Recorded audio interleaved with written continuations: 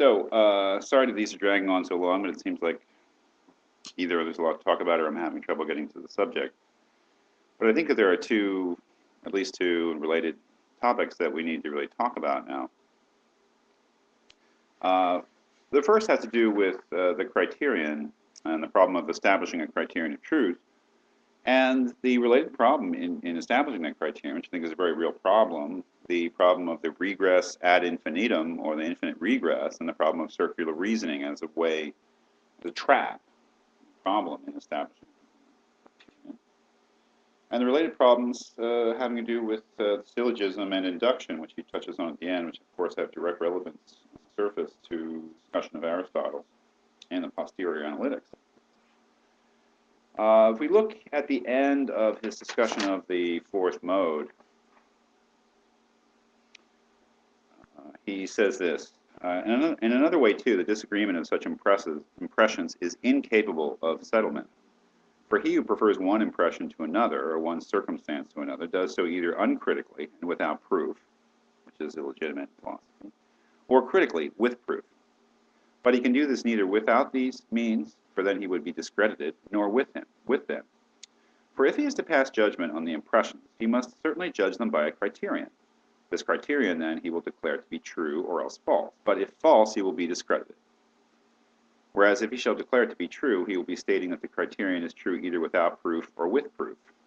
But if without proof, he will be discredited. That is, again, it seems to be that Sextus is just simply denying the Aristotelian assertion that some principles, starting points, are meant to be accepted without proof, and that it's legitimate to do so. What he seems to be doing is demanding proof of everything. But if without proof, he will be discredited, and if with proof, it will certainly be necessary for the proof also to be true, to avoid being discredited. Shall he then affirm the truth of the proof adopted to establish the criterion after having judged it, or without judging it? Because now we're talking about the proof of the criterion. If without judging it, he will be discredited.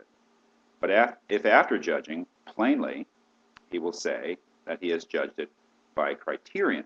And if that criterion, we shall ask for a proof, and of that proof, again, a criterion. You see the way that this is going. That is, if you're going to prove your criterion, or any principle, you've got to prove it by way of some sort of argument, and that is by some other criterion. And that itself can't stand without proof, so you're going to need to prove your criterion of your criterion by another criterion, and we can see how this is heading towards something like an infinite regress. For the proof always requires a criterion to confirm it, and the criterion also a proof to demonstrate its truth, and neither can a proof be sound without the previous existence of a true criterion, nor can the criterion be true without the previous confirmation of proof. So in this way, both the criterion and the proof are involved in the circular process of reasoning. That is, see what he means. And thereby both are found to be untrustworthy, for since each of them is dependent on the credibility just as much as the other. That is, we can engage in circular reasoning as where you try to prove one thing by another thing, and that other thing by your original thing. Then you start to be illegitimate. So there is this problem of the infinite regress, which we are involved in once we start thinking about the foundations of our particular claims about the world. Our particular claims about the world have to rest on some sort of principles or foundations.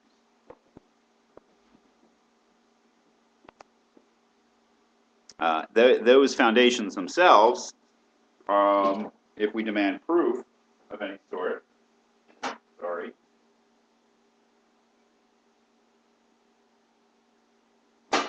that proof itself demands some sort of proof and so on.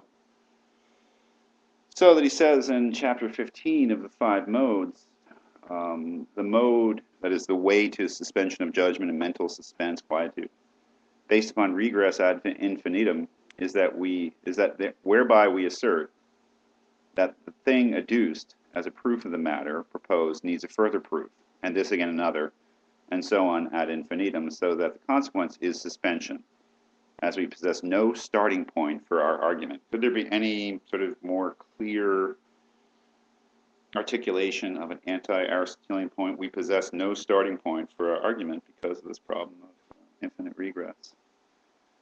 We have the mode based on hypothesis when the dogmatists, being forced to recede ad infinitum, take as their starting point something which they do not establish by argument, but claim to assume as granted simply and without demonstration. That would be the hypothesis that something is true. And that any claim that something is true without a supporting proof or demonstration would, I guess, be a kind of hypothesis. And then the question is, why should one accept any hypothesis as being true without proof? So there's this problem of the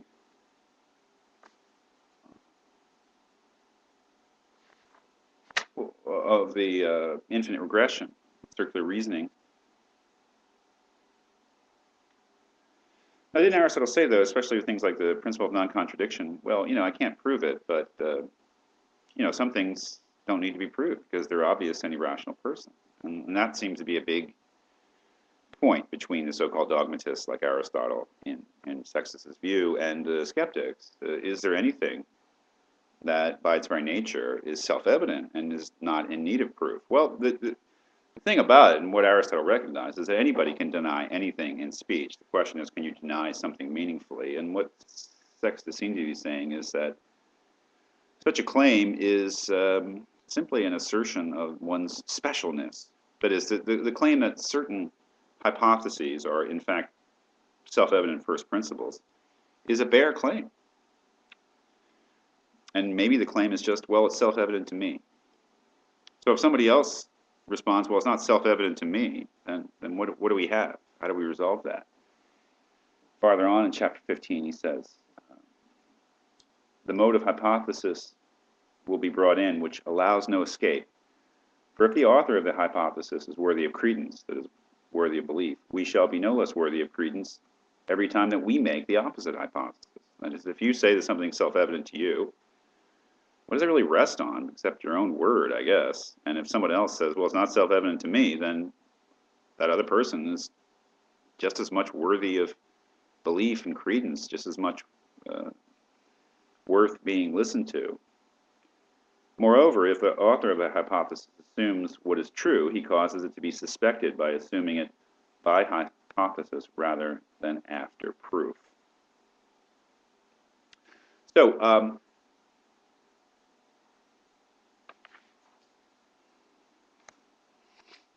some things, it is thought by people like Aristotle, it's a sign of your education to recognize that they're in no need of proof, that they're self-evident.